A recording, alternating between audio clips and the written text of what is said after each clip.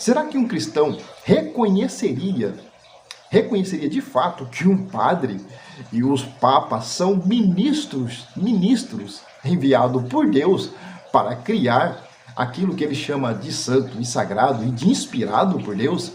Será que um cristão é capaz de admitir isso? Olá a todos aqui do canal Alvo da Consciência. Continuando aqui falar sobre temas teológicos, mas teologia de uma forma totalmente neutra, eu quero dizer aqui a você, a todos vocês que pertencem a um sistema religioso independente da instituição religiosa que vocês pertencem, eu quero dizer o seguinte: se a Bíblia ela é a palavra de Deus, inspirada por Deus, eu queria dizer para você que os padres e os bispos católicos e o Papa, eles são, de fato, ministros de Deus. Queira você acreditar, aceitar ou não, mas quando nós pegamos esse compêndio aqui, este livro, ele não caiu de paraquedas, já com um zíper e tudo, né? Como a maioria das Bíblias. Quando o assunto é canonização e inspiração, muitos acreditam, ou muitas igrejas também deixam parecer, fazendo os fiéis acreditarem, que os apóstolos, eles escreveram os seus evangelhos e depois de muito tempo, os pais da igreja, que são os padres da igreja, eles apenas reuniu esses livros e começaram a compilar e reproduzir esse livro para as pessoas. Mas na verdade, a história é bem diferente de como as pessoas aprenderam. Historicamente, nem Mateus, nem Marcos, nem João e nem Pedro escreveram nada a respeito de si mesmos. O que vamos encontrar aqui são, na verdade, teorias que foram reunidas do 1º ao 4º séculos pelos pais da igreja, ali dos primeiros séculos. Então, se o que está aqui, na verdade, é inspirado por Deus, então o cristão, todos aqueles que fazem parte aí do cristianismo, têm que admitir que os padres e os papas são de fato ministros de Deus, porque foi através deles e por causa deles apenas que, principalmente, os 27 livros do Novo Testamento foi uma criação dos padres da igreja, uma criação dos padres da igreja e não um dito ou escrito dos apóstolos. Agora você que é protestante, eu vou colocar um vídeo aqui, eu queria que você prestasse muita atenção nesse vídeo, que são a fala aí de dois padres, um entrevistando o outro. O que é que esse padre diz a respeito da Bíblia Sagrada? Eu vou colocar ele aqui para você observar e daqui a pouco nós retornaremos. Dá uma olhada nesse vídeo aí. Agora, o senhor me explique como é que essa Bíblia que o senhor carrega debaixo do braço existe sem os bispos da Igreja Católica. Esse é o problema. Por quê? Porque esse pessoal protestante acha que a Bíblia caiu do céu de paraquedas com zíper e tudo, né? Eles acham. Por quê?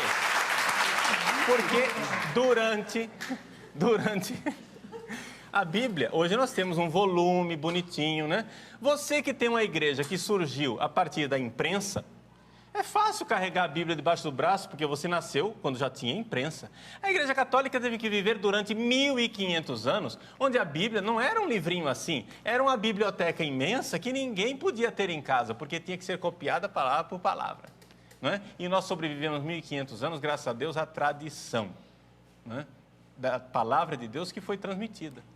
Porque quem foi que disse que, por exemplo, não vamos nem entrar no rolo dos livros do Antigo Testamento.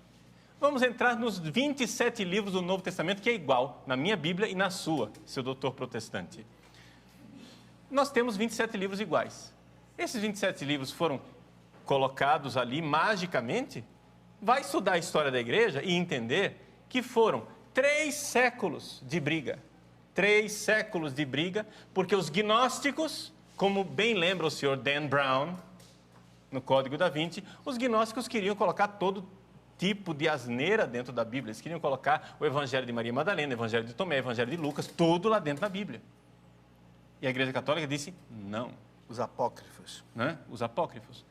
Já Marcião, que era um outro herege, queria tirar tudo. Né? Queria jogar no lixo o Antigo Testamento, queria jogar no lixo todos os evangelhos, exceto o de Lucas. Queria jogar no lixo todas as cartas, exceto algumas cartas paulinas. Se você perceber aqui no final da fala do vídeo, né, você vai perceber que o padre está dizendo, os gnósticos, eles queriam colocar todos os evangelhos que foram encontrados ali na Bíblia, né, colocar dentro da Bíblia, e enquanto Marcião, ele queria, na verdade, tirar a maioria dos livros da Bíblia, que na verdade ali o nome ainda não era a Bíblia. Na verdade ali a gente estava falando de um período de domínio em que a Igreja Católica ela entra então para ser uma instituição do governo romano, para querendo dominar, na verdade, todo o mundo, e reprimiu tanto os gnósticos e tanto as doutrinas de Marcião.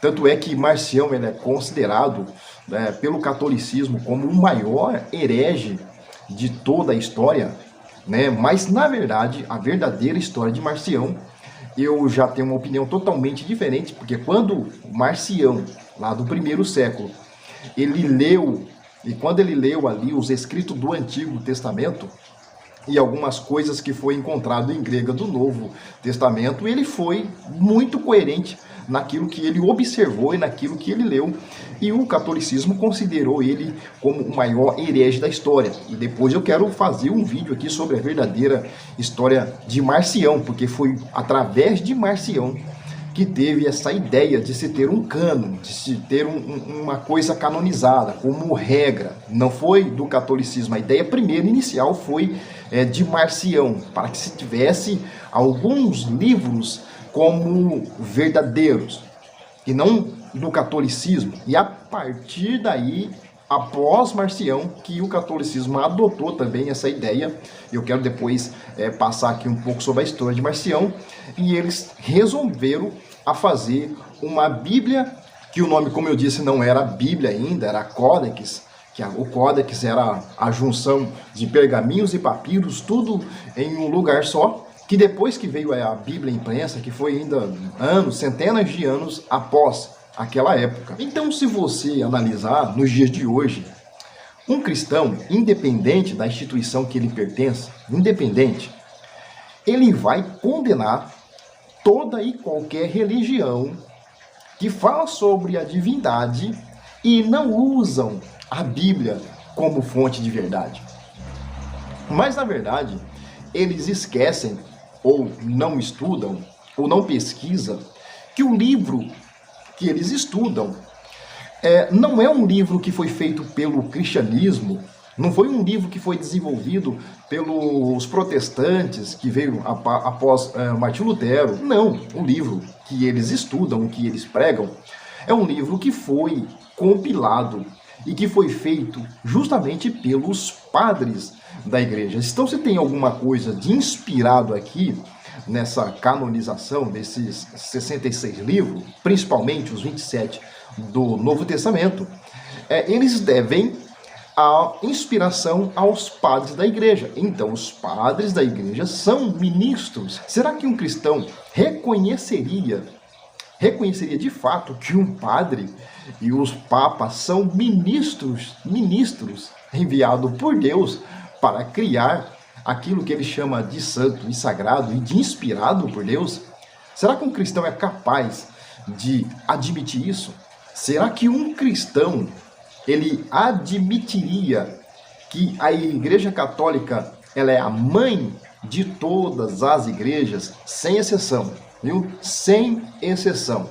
A Igreja Católica é a mãe de todas as igrejas, se elas usam este livro aqui chamado Bíblia Sagrada como Regras de Fé, a Igreja Católica, ela é a mãe de todas as religiões que usam a Bíblia, independente de qual versão é a sua Bíblia, independente de qual é a cor da capa, de qual editora, independente.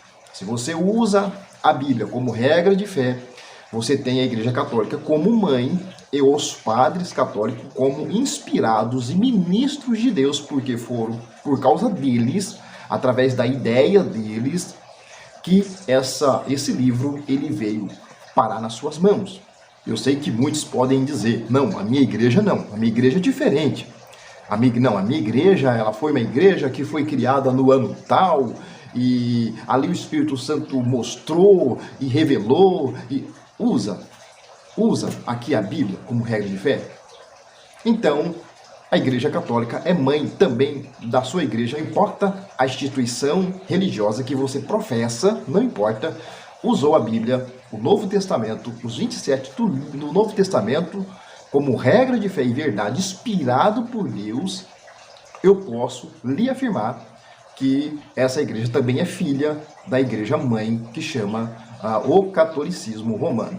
Mas o que eu quero dizer com isso? Eu não estou dizendo que isso é mal. Eu não estou dizendo que isso é prejudicial. Eu não estou falando isso de uma forma pejorativa. Eu quero dizer que muitas vezes as pessoas consideram aqui o cristianismo como uma das grandes religiões que existe aqui no Brasil, por exemplo, como sendo a verdade absoluta a respeito de tudo, a respeito da divindade, por causa de uma Bíblia, por causa de um escrito que não foi nem eles que escreveram, não foi os apóstolos que escreveram, não foi Jesus que escreveu, nenhum deles escreveram, e nós consideramos, né, aquelas pessoas que se consideram como cristãos, eles acreditam que eles têm a verdade absoluta a respeito de tudo. Aí desconsidera qualquer outra religião que são diferentes do cristianismo, que fala sobre também uma divindade. E deixamos de ter uma mente holística, uma mente que pensa de forma totalmente mais plena, mais completa, e nós esquecemos de analisar que todas as religiões ela tem um percentual aí de cooperação para a humanidade, independente de qual seja, independente se é o catolicismo, se é o cristianismo, se é os protestantes, se são outras religiões, como o budismo, como o shintoísmo, como também o espiritismo, tudo quanto tem ismo, né, que são milhares delas. Cada uma delas tem uma contribuição para a humanidade dentro daquilo que acreditam. Não existe uma verdade absoluta. Existe aquilo que eu quero acreditar e aquilo que eu não quero acreditar. Então, cada uma delas que está empenhada em trabalhar na evolução da consciência do ser humano, seja qual for, cada uma delas traz uma parcela daquilo que se diz como verdade para poder trabalhar na evolução do ser humano, e não uma específica, como acreditam os cristãos, que usam a Bíblia como regra de fé, como verdade absoluta, e desconsidera todas as outras que existem no nosso país e também no mundo inteiro.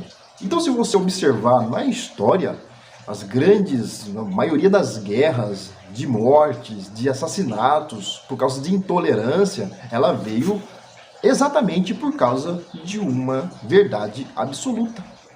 Exatamente uma intolerância religiosa que não tolerava nenhum outro tipo de religião, a não ser aquela oficial que oprimiu todas as outras. Olha só os marcionitas que nós falamos aqui agora. Olha só os gnosticistas também que nós falamos aqui, e outras ali do 1º até o 4º séculos, que surgiram e foram reprimidas durante milhares de anos, porque não acreditava que o que eles estavam dizendo aqui, os padres da igreja, eram verdade absoluta. Então, grandes guerras, assassinatos que aconteceu na humanidade, onde ocorreu milhares e milhares de mortes de pessoas inocentes, foi por causa de uma só verdade absoluta a respeito de Jesus e os apóstolos, a respeito também de divindades.